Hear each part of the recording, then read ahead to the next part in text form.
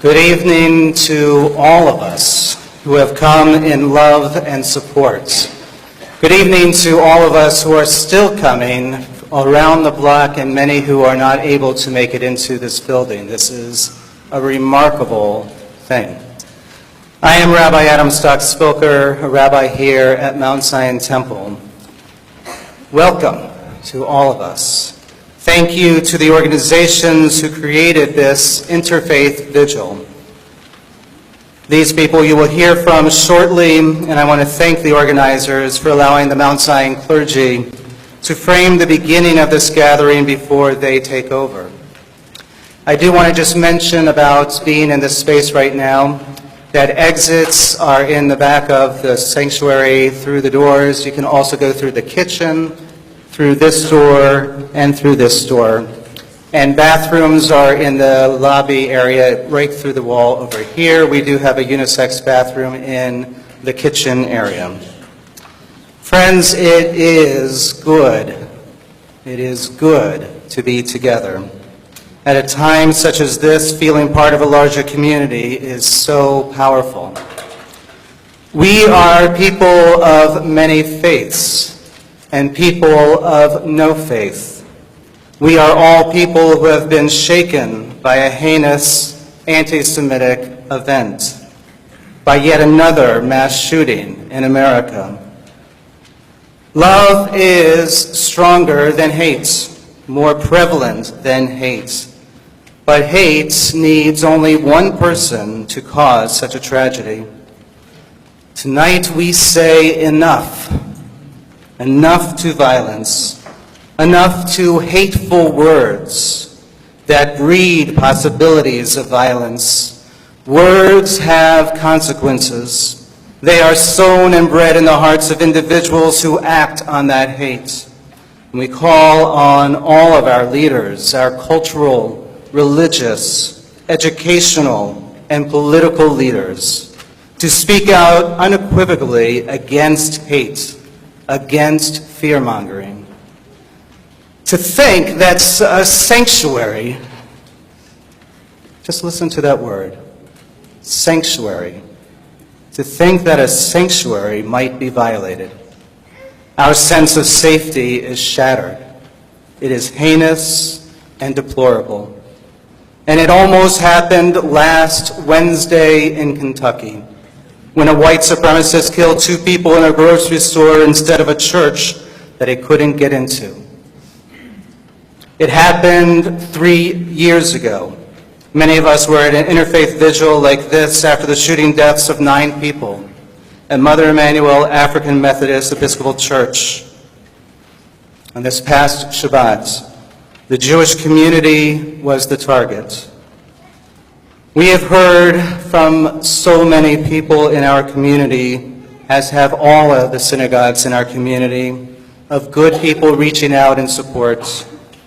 Among the many letters that I received from faith leaders, including from Imam Asad Zaman of the Muslim American Society of Minnesota, Pastor Dr. Charles Gill of Pilgrim Baptist Church, I want to read one letter that we received from our friends at Glory Day Lutheran Church. Rabbi Spilker, Adam, my colleague and friend, the people of Glory Day stand alongside the people of Mount Zion Temple, as well as the people of Tree of Life Congregation, crying out to God for healing, for an end to hatred and injustice, for the freedom to name our children as citizens of a peaceful world. Our hearts break that such evil can be done to such faithful and good people. We cannot imagine how the murders in Pittsburgh make every Jewish community question its safety, causing fear in the simple act of gathering for worship.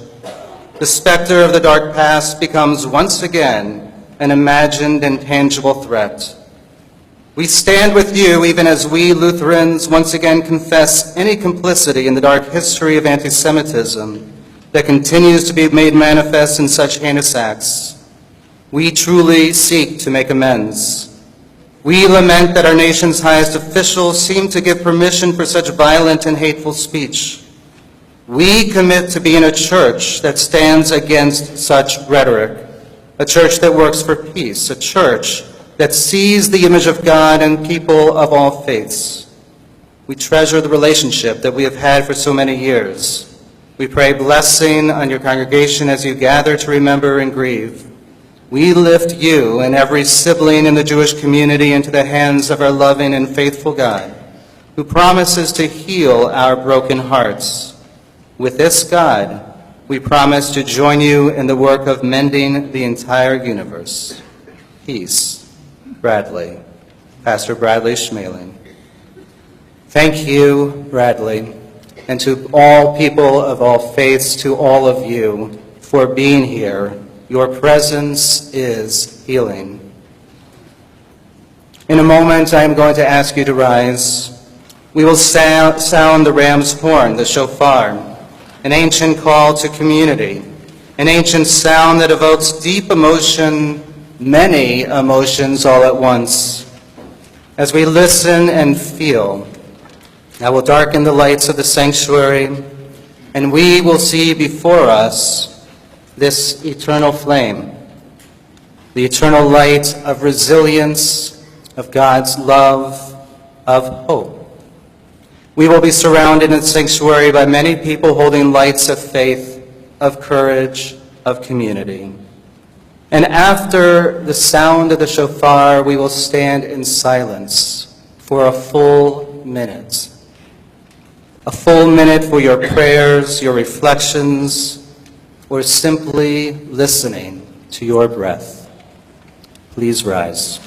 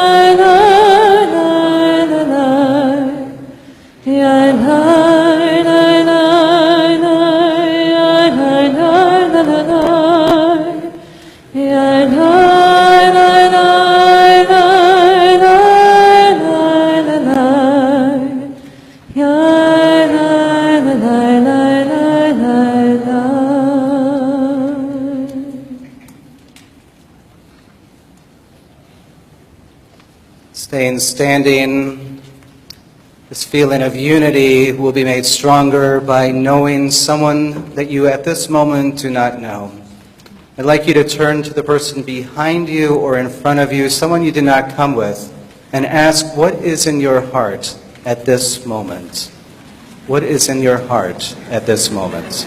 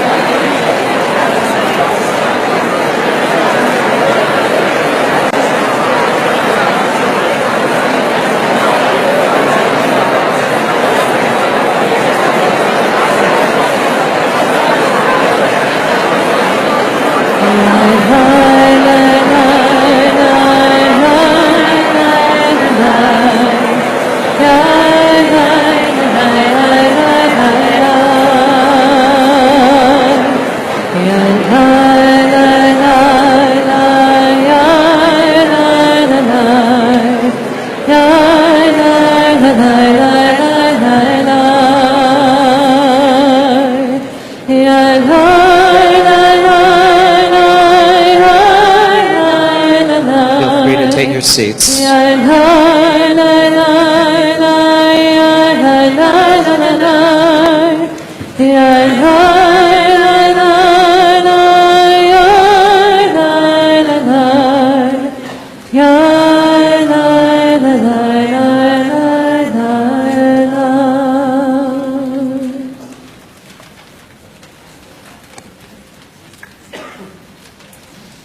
I am Rachel Stock-Spilker.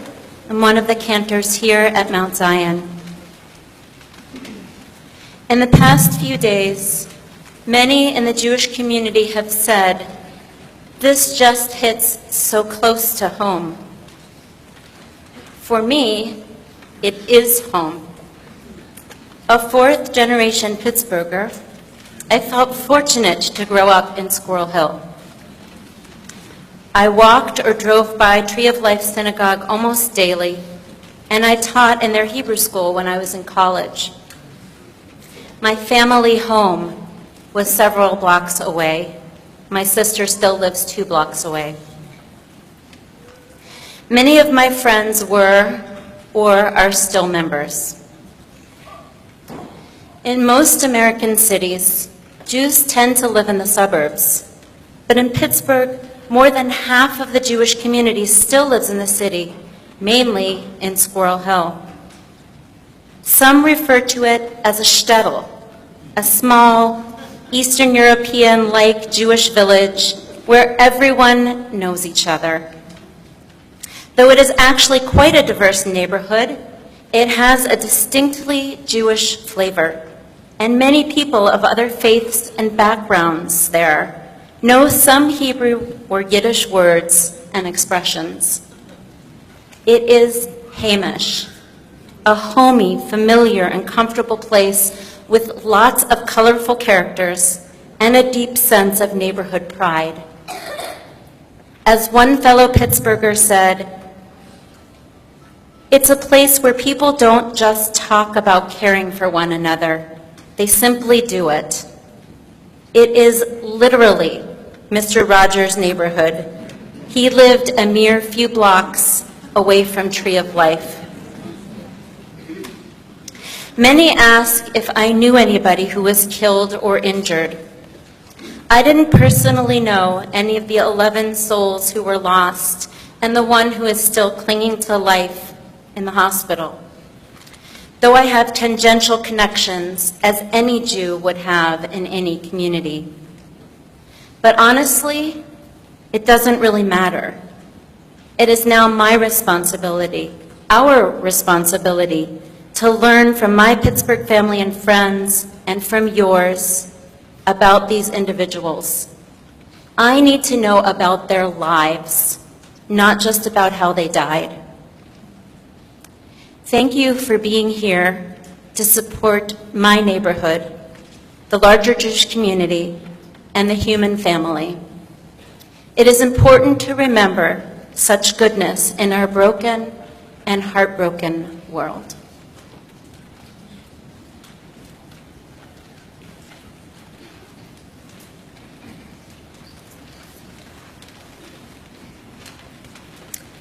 I'm Beth Gendler. I'm the Executive Director of National Council of Jewish Women, Minnesota. Thank you, Mount Zion clergy and the entire Mount Zion community for opening your beautiful home to us. I want to respectfully acknowledge that the land where we're gathered is the occupied territory of the Anishinaabe people. And as we honor the memories of the synagogue elders who perished in Pittsburgh, we also honor the memories of Vigil Jones and Maurice E. Stallard, who were murdered by a similar face of hate in Kentucky on Thursday. May all of their memories be only for a blessing. I want to personally thank our interfaith partners who were the inspiration for tonight's gathering, especially to my Muslim sisters for being the first friends to reach out to me when they heard the news. I'd say that you don't know how much it means, except for you do. You know exactly how much it means to have friends and allies from outside your own community in times of grief and pain. Thanks to all of you for helping me resist the impulse to hide under the covers and instead bring all of us together in hope and healing. Sincere thanks to all of the elected officials and candidates for office who are here tonight. I wish we had the time to have you all speak, but probably this close to the election, nobody else does.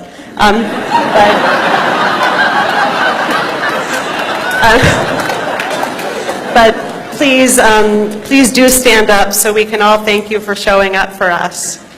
I've had the honor to work closely with many of you, and I know that you're not here to pander or politic. You're here because you care for our community and you care deeply for many of us as friends.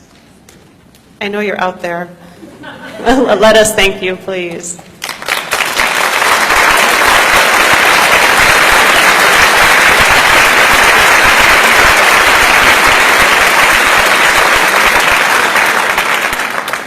I want to take just a few seconds of personal privilege to thank my family for their support as we plan this gathering. I love you all so much, and the irony isn't lost on me that as a shooter destroyed 11 families and devastated a community this weekend, I wasn't spending enough time treasuring mine, and that makes me sad. I also have to acknowledge HIAS, the refugee resettlement organization that was named and targeted by the white supremacist terrorist whose victims we remember tonight. HIAS brought my father to this country. He escaped Nazi Germany on a kinder transport, spent the war in foster care in England, and was finally able to come to the U.S. in 1946. It's not hyperbole to say that without HIAS, I wouldn't be here. And if there's a glimmer of hope that grows out of this horror, it's that more people will know about the amazing work that HIAS does that truly makes America great. It's now my...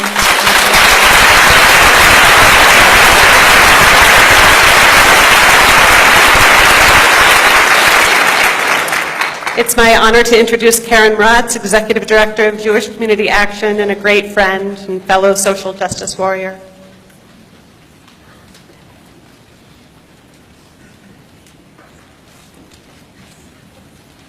Now the microphone can return to where it belongs.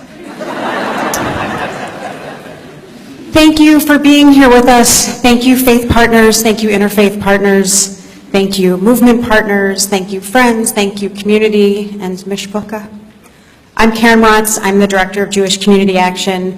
We organize Jews in Minnesota for racial and economic justice, and the core of our work is building power together with communities most impacted by injustice. The Synagogue in Pittsburgh, Tree of Life, the worshipers within were not just targeted because they were Jews. They were targeted because they were Jews who supported an organization that helps to resettle and support refugees. They were targeted because they exercised their values as Jews, values that said, help the stranger, for you are strangers too. They were targeted for their beliefs about how to treat others, beliefs that I share, maybe some of you share, and we are in deep pain at their loss. Our community is in pain and fear. Some of us have felt alone, isolated. That's the goal of anti-Semitism and these attacks, to isolate us. The Tree of Life Synagogue and the organization HIAS, which I'm sure is responsible for bringing many of our families here. They were targeted because they were Jews who acted in solidarity with immigrants and refugees. Anti-Semitism is a tool that is being wielded to push us out of that solidarity and to turn us inward in fear. We're blamed and targeted for supporting immigrants and refugees to encourage us to stop doing it. But we won't stop, and we may be afraid, but we won't back down. We won't be silenced, and we will never abandon what our Jewish tradition has taught us, that we are all made in the image of God. This terrorist act, evidence that to some we are still the stranger, and we will always be the stranger, serves as a reminder to us that we must never turn our backs on solidarity. We are stronger together, and we will get through this together. This room tonight, this is the cure for isolation. This is the antidote for anti-Semitism. We support our Muslim neighbors, immigrants and refugees, and we stand with communities of color and indigenous people facing violence and erasure. Thank you for standing with us.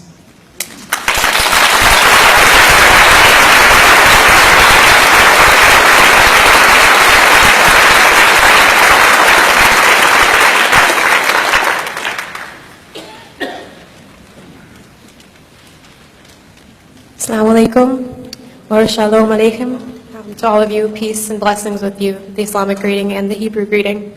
My name is Asma Muhammad, and I am with Reviving the Islamic Sisterhood for Empowerment, and also with the Muslim Jewish Women of Minnesota. And I'm here because Beth and Sarah and Christy and all of the women from the National Council of Jewish Women are my sisters. They're my family. And the elders who were killed, those are all of our elders. And we won't be able to hear their wisdom anymore, but we can learn from the hate that brought them down and even grow from the love that brings us to this room today. And I wanted to share a verse of my holy book, the Quran, with all of you. So I'm going to share in Arabic and then share the translation as well.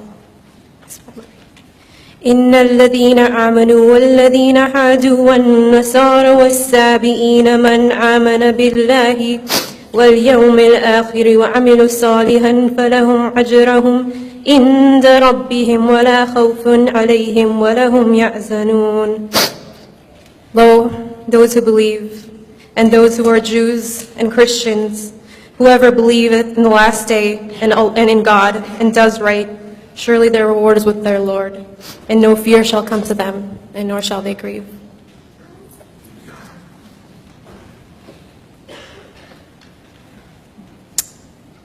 Good evening. My name is Noshina Hussein, and I'm the Executive Director of Reviving the Islamic Sisterhood for Empowerment, and also part of the Muslim Jewish of Minnesota. Today, we as Muslim women,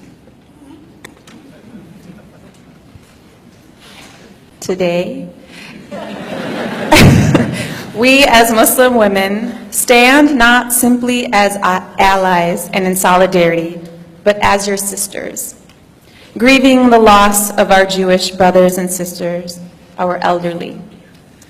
Our hearts are broken as a house of the Almighty was attacked.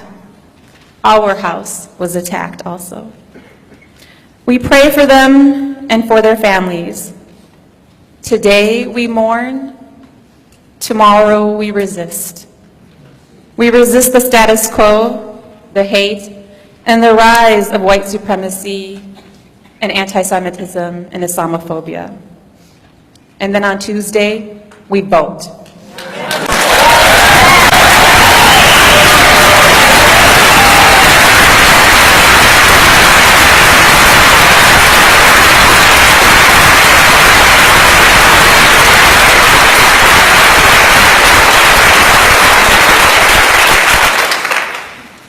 Let us take back our country, our state, and elect officials who support sensible gun legislation, who support religious pluralism, and who will not back down to hate crimes. I leave you with a supplication from my faith. I'm going to first recite it in Arabic, and then I will read the translation. Allahumma anta adudi wa anta nasiri, bika ajulu wa bika asulu wa bika uqatilu. O Allah, you are my strength, you are my support, and for your sake I go forth, and for your sake I advance, and for your sake I fight. Thank you.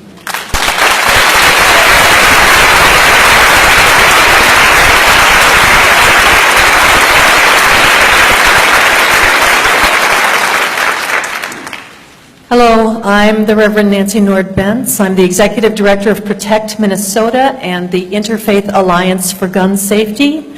This beautiful congregation has been an active part of the Interfaith Alliance, and so we want to express our deepest consolation to you all on this terrible loss.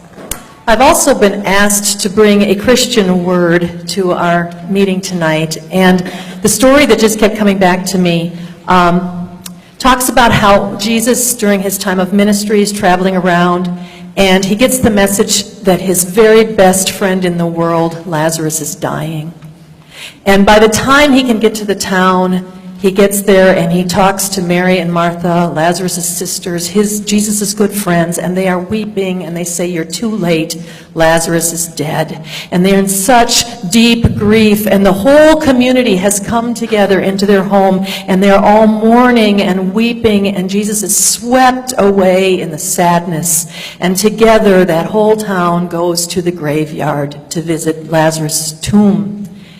And when they get there, through the tears coursing down his face, Jesus looks at these broken-hearted mourners and he says, "Take away the stone, the massive stone in front of the tomb," which is an odd request. And the people say, "You don't get it. He's been dead 4 days. It's too late." And Jesus said, "Did I not tell you that if you believed, you would see the glory of God?" And so these weeping, broken people working together move this massive stone away from the door of the tomb. And then Jesus calls Lazarus out of that place of death into life. The massive stone of calcified hatred and bigotry and white supremacy and gun violence in this nation will not be moved by some miraculous action on God's part, because God didn't put it there. Humanity did. And so even as we weep, and even as we mourn, and even as we grieve, we are being called to take away the stone. To move it ourselves by working together. And I believe that we can. And you believe that we can. And we all need to, after this beautiful night of tears, get out there, as Nashina said, and work together to move the stone so that life can come out of this terrible place of darkness.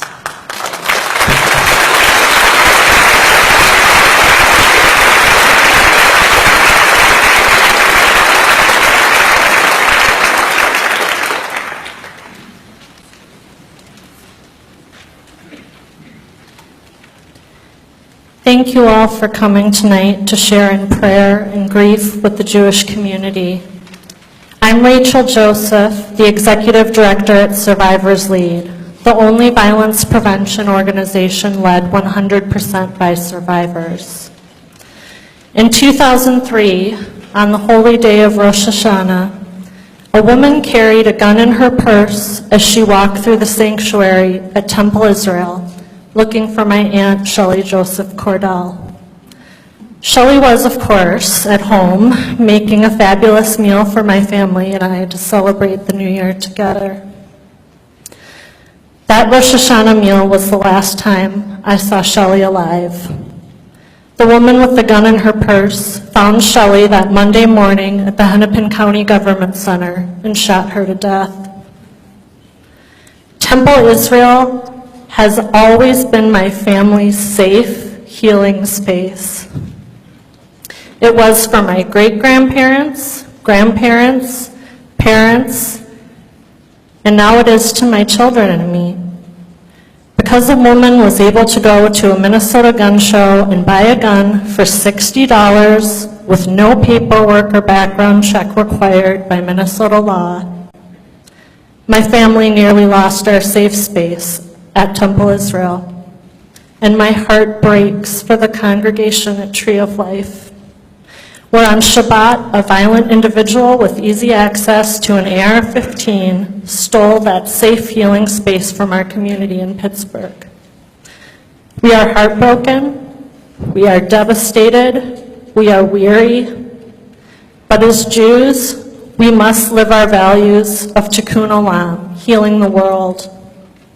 Now more than ever, we must wrap Tree of Life Shoal and gun violence survivors in our love, in our protection, and our support.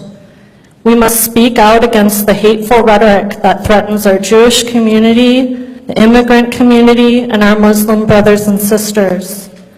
We must do more as a faith community to prohibit the ownership of weapons of war, strengthen our background check system, and start assisting victims and survivors with legislation as well as our thoughts and prayers.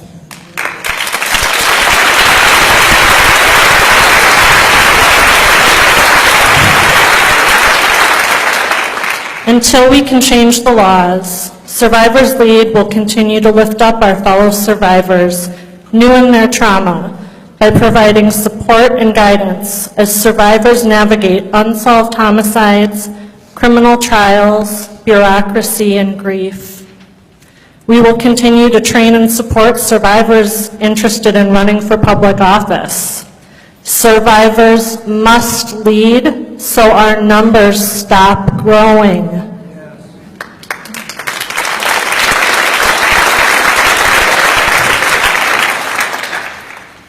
Please join us in demanding more from our lawmakers, whose inaction results in daily gun violence in our communities and houses of worship. No more stolen places of solace and healing. Survivors Lead will intensify our commitment to stop gun violence, support survivors, and reduce the easy access to guns. Please join us in living this value of Tikkun Olam. As the Talmud says, he who saves one life, it is as if he has saved the entire world. Thank you.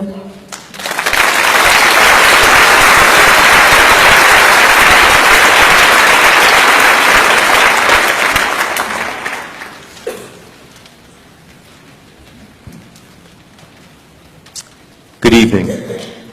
I'm Rabbi Sim Glazer from Temple Israel. So what is exactly an appropriate call to action after such a sad and horrific occurrence? To strengthen ourselves, build more high-walled gated neighborhoods, secure our places of worship, arm our ushers and guards, be on constant vigilant watch. Maybe all these things.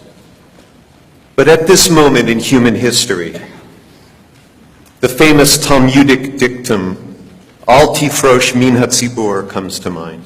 Do not separate yourself from the community. But also a decidedly old, non-Talmudic, non-Jewish, non-biblical phrase, either we hang together or we hang separately. There is an odious divisiveness permeating our nation, and it's growing with each passing day. We are increasingly divided on an individual level and as a nation. The polarization of ideologies, the retreat into camps, the unwillingness to listen to one another, the finger pointing, the deep hatreds of people that we haven't taken the time to know and understand, the fear of others who appear foreign and unusual to us, the suspicions, the conspiracy theories, and ultimately the denial of a very important, profound truth, that at the end of the day, we share, every one of us, we share one humanity. We are one family. And that if we continue to pull ourselves away from each other, if we do not actively look out for the welfare of each other, we are in big trouble in this nation and in this world. So what is the call to action in our nation today? I believe it is to embrace community. But let's not limit the definition of community to those most like ourselves. Charity, as they say, may begin in the home, but it shouldn't stop in the home. Let us embrace the human community. No more building fences around ourselves. No more hiding behind anonymous tweets and websites that cater to our specific point of view and call for the virtual annihilation of the other. In the final analysis, we are one community. Though we may never be able to disassociate the Tree of Life Synagogue in Pittsburgh from the events of this last Shabbat, we should remember something important about that community that we haven't mentioned yet tonight. That building was itself the home to multiple Jewish styles of worship. On any given day at that place, there were a number of different services with different kinds of Jews, with different kinds of religious practices occurring simultaneously under one roof. What a beautiful symbol of coexistence that place continues to be. How they embraced community, theirs and others, and how when tragedy struck, the neighboring non-Jewish communities embraced them as well, and now mourns alongside them. So what is the call to action on a night like this? In a world where we are constantly encouraged to be oppositional to those around us, I believe the best thing we can do is to make every effort to come together, to listen to one another just a little bit better, to learn about those who are different from us, and celebrate those differences. As Paul Wellstone told us so many times, we all do better when we all do better. This has never been more important. For sure, let us strengthen our religious communities. Let us strengthen our neighborhoods, our cities, our states, our country. But friends, let's keep our eye on the big picture, the messianic picture, the really big one. A world in harmony. The work begins now, today. Harmony, the virtual antidote to hate. Thank you.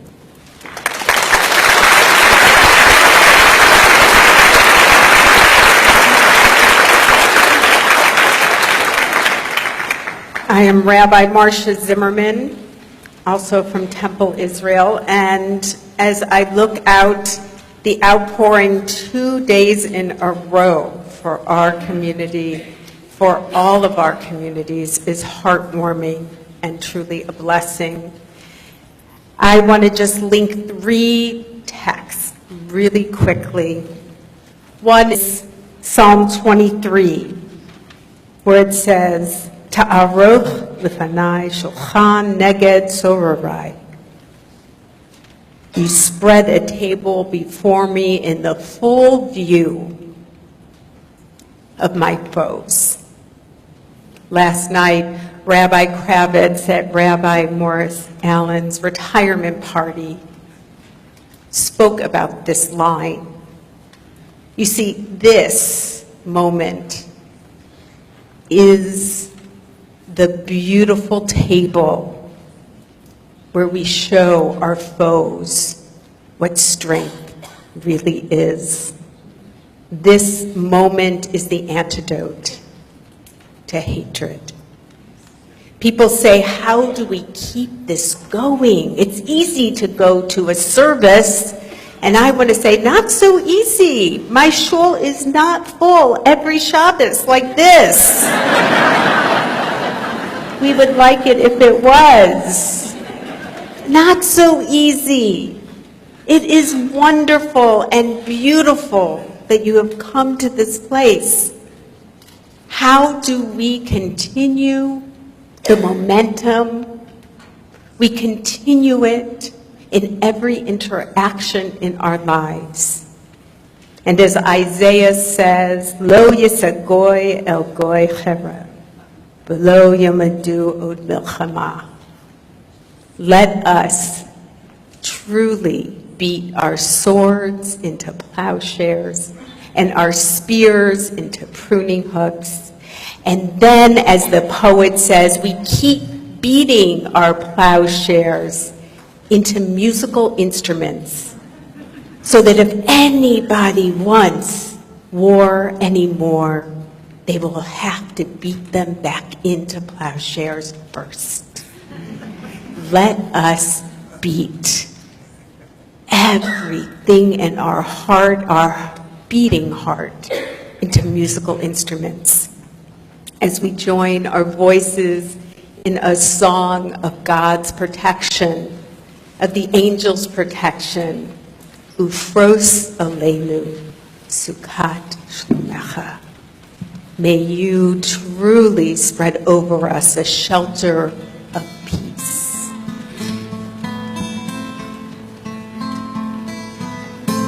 Ufros aleinu sukat,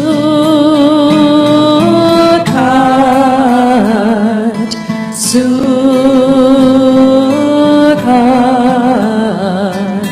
shalomecha.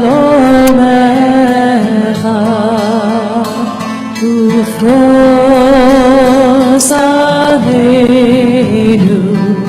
sukat, sukat,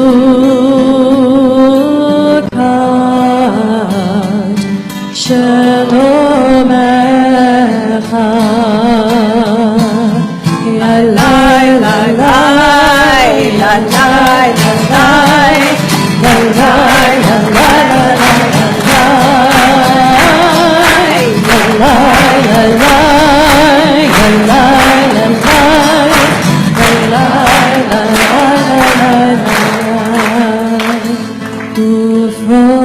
Ufros aleinu sukat,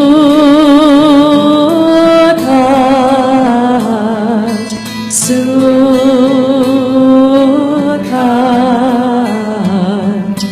shalomecha.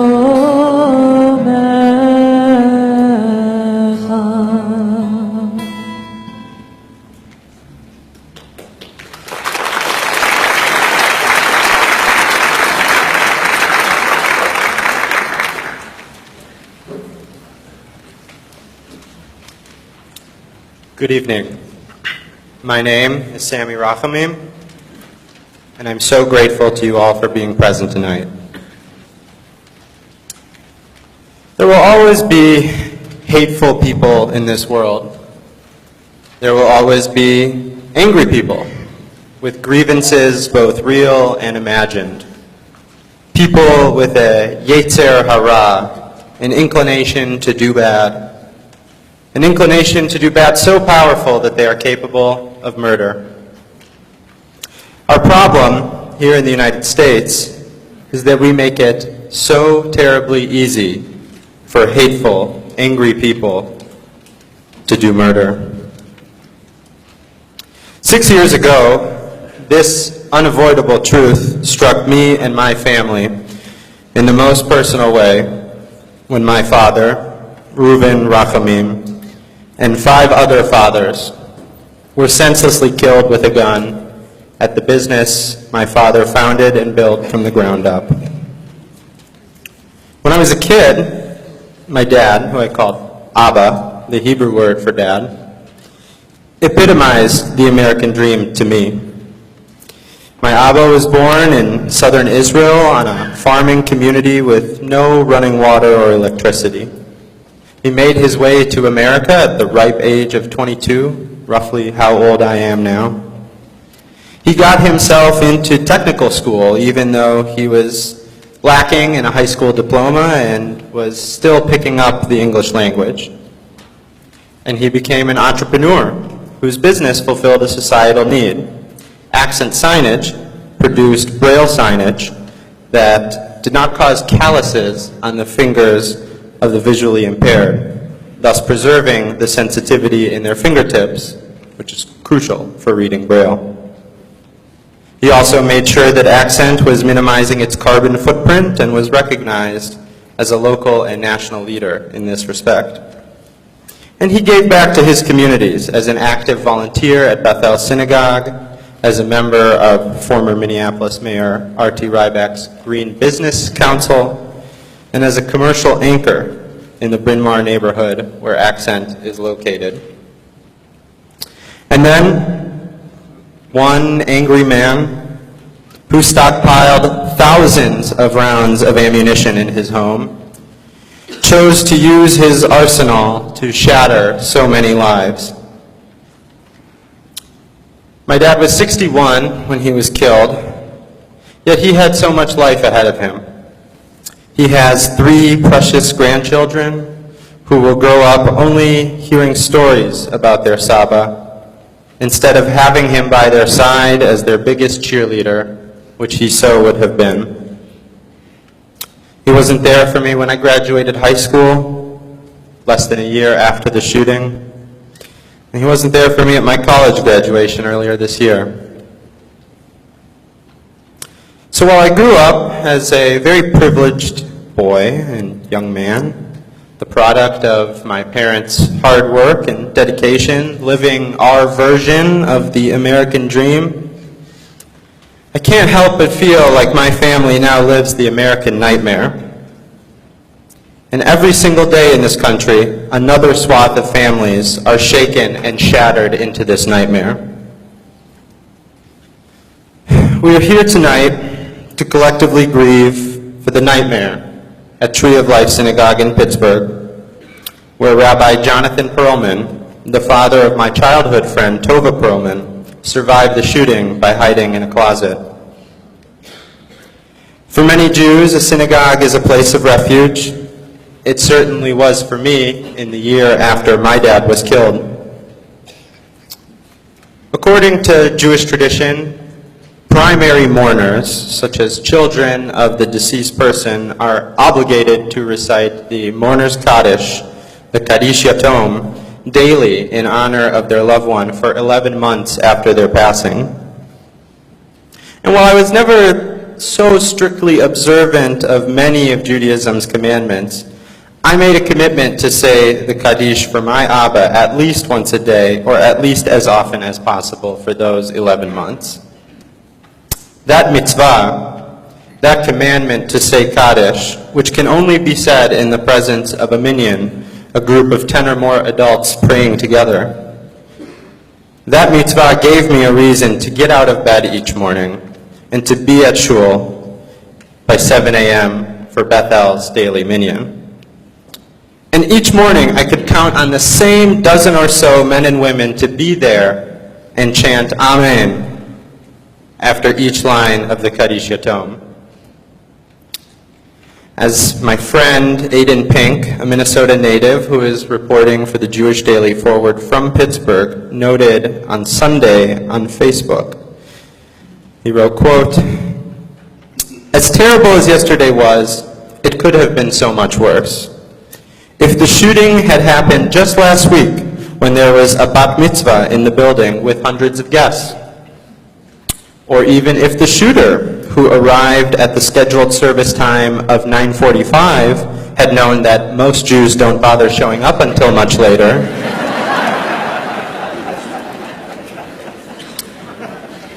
but course, that meant that the people he killed were the minion makers, the stalwarts, the pillars of the community. I don't really know what to do with that information, but I can't shake it." End quote. I can't shake it either.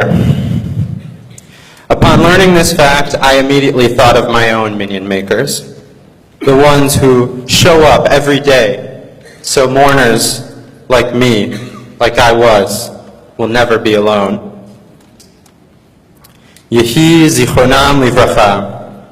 May their memories of the Tree of Life minion makers and all victims of gun violence be for a blessing. Thank you.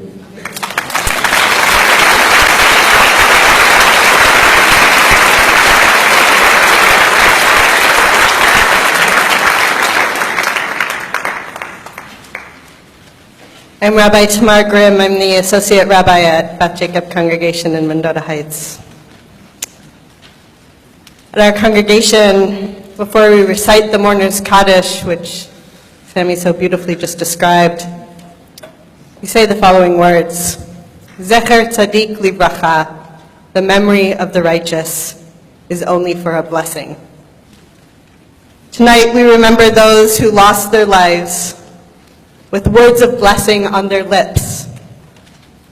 They were the kind of righteous who show up on time to make sure there's a minyan, a quorum for the morning prayers. In their lives, they dedicated themselves to blessing and living their lives as a blessing. Tonight, we remember and honor them: Melvin Wax, Joyce Feinberg, Richard Gottfried, Rose Mallinger, Jerry Rabinowitz, Cecil Rosenthal, David Rosenthal, Bernice Simon, Sylvan Simon, Daniel Stein, Irving Younger.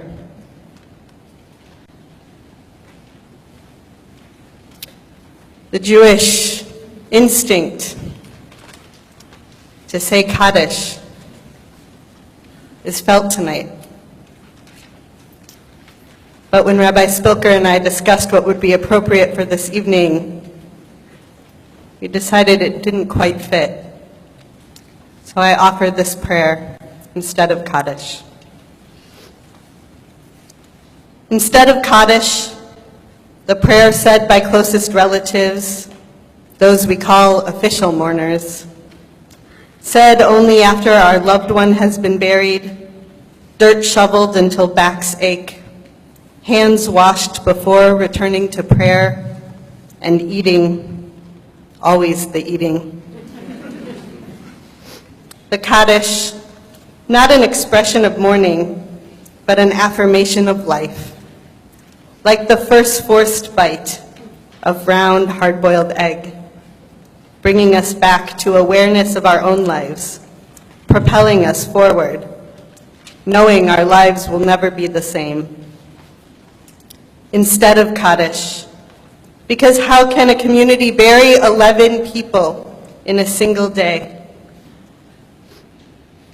Because we are not shoveling dirt, because we are not shoveling food into our mouths brought to us by so many relatives and neighbors. Instead of Kaddish, because we are not here to share memories and learn lessons from those who died, or find inspiration in the way they lived in order to bring their values forward into the next generations. Instead of Kaddish, because we mourn as an extended family, connected through Abraham and Sarah, Hagar, or Adam and Eve, connected through our shared sense of faith. Instead of Kaddish, because, as it says in the Kaddish, above and beyond all the blessings and hymns, praises and consolations that are ever spoken in the world, because we not only ask for peace, but we dedicate ourselves to working for peace, for us and for all who dwell on this earth. Aleinu ve'al kol yoshvei tevel ve'imru. Amen. And let us say together, Amen.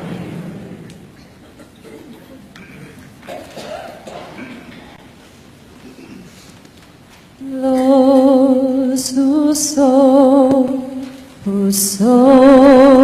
in tears, will reap in joy, will reap in joy. Those who sow in tears, will reap in joy.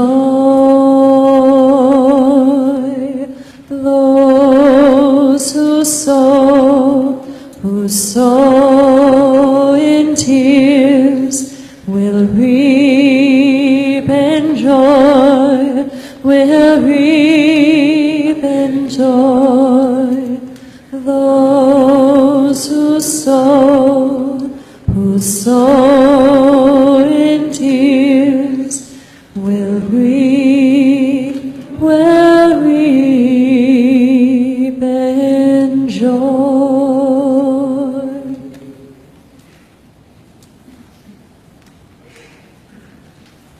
Amen. Friends, we have been gathered here in prayer, in solidarity, in memory, and in a moment now to appreciation and finally to action. And it is not just us in this sanctuary space. We have our chapel that has been filled with people who are joining us tonight. We have our Johnson Social Hall upstairs that is filled with people tonight. We have our hallways that are filled tonight, our boardroom which is filled tonight, outside on the lawn, hundreds of people with their phones, people through live streaming that are connecting. We are connected in an interconnected web of love and support and community. And I want to say on all of our behalf, a deep, deep thank you to Beth, Karen, Nashina, Asma, Nancy, Rachel, all the people who helped organize this. Let's give them a round of applause.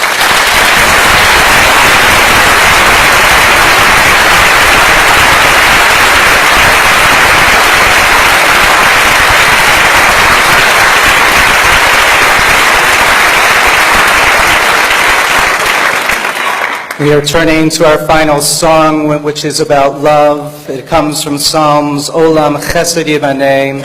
I'd like to invite all clergy who are able to make it to this bima to come join us and stand on this bima from all faiths who are here. Please join us up here. The words are on the bottom of your program. Olam Chesed Yivaneh, a world of kindness will be built. Olam Chesed Yivaneh,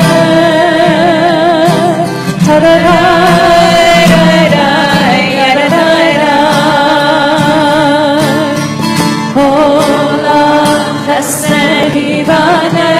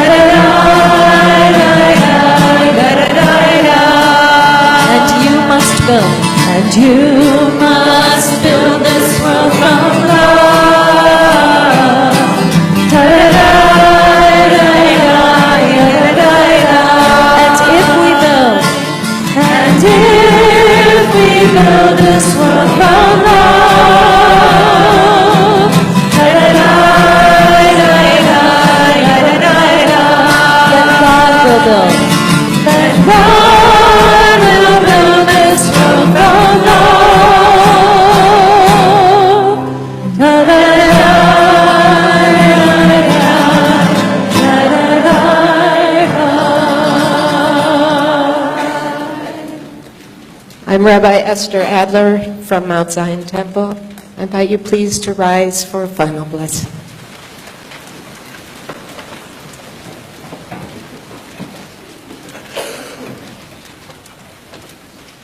We must build this world from love. So much love that there is no room for hate. We must build this world from love, love born of tolerance, of friendship, of trust, of laughter at nobody's expense, of hope. Of hope, born of voices raised together in prayer, in solidarity, in protest. Hope born of community, of tikkun, of votes. And when we build this world of love, when we build this world of love, behold how good it will be. Lech l'shalom, go in peace.